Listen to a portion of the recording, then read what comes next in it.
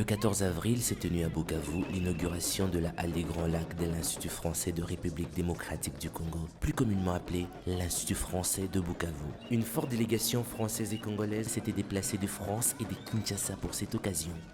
Toutes ces années, il n'y a pas eu de présence française à Bukavu pendant toute une période où la région a vécu des moments très difficiles, très douloureux. Et nous attendions la première occasion de pouvoir réaffirmer cette présence française dans cette région. Je considère que cette inauguration est une véritable consécration. Il y a 25 ans, quand le Centre culturel français a fermé, c'était jour de deuil dans Bukavu. Vous n'étiez pas là, mais je peux vous dire que la population de la ville n'a pas compris pourquoi le Centre culturel de Bukavu fermait. On a été franchement intéressés et on a suivi les travaux, n'est-ce pas, de l'Institut français du jour au jour pour marquer effectivement notre approbation par rapport, n'est-ce pas, à cette initiative.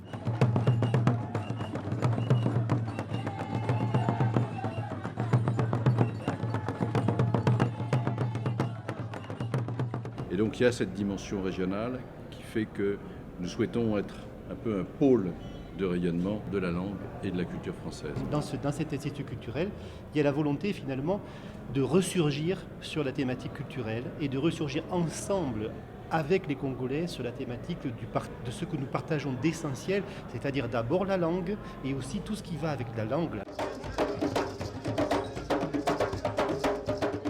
Je dois dire qu'au niveau de l'administration de la ville, nous allons beaucoup profiter, n'est-ce pas, de la présence de l'Institut français. Il y aura certainement d'autres projets que nous pourrons développer ensemble, pas seulement avec l'administration de la ville d'une manière directe, mais aussi avec peut-être d'autres services au niveau de la ville et d'autres composantes de population au niveau de la ville. Nous sommes heureux, 25 ans après, de pouvoir réouvrir cet institut parce qu'il est une porte de plus, une fenêtre de plus que les Congolais auront à leur disposition pour se faire leur opinion sur le monde.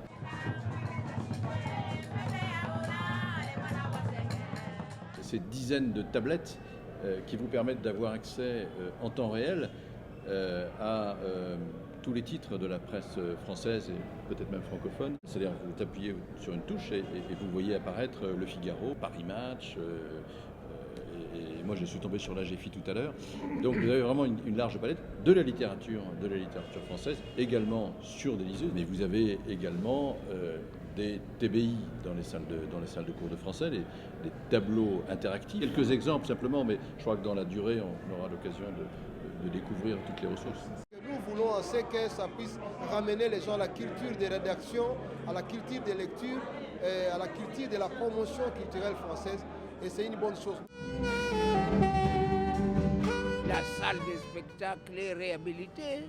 On y trouve tout l'équipement moderne au niveau de l'éclairage et de la sonorisation.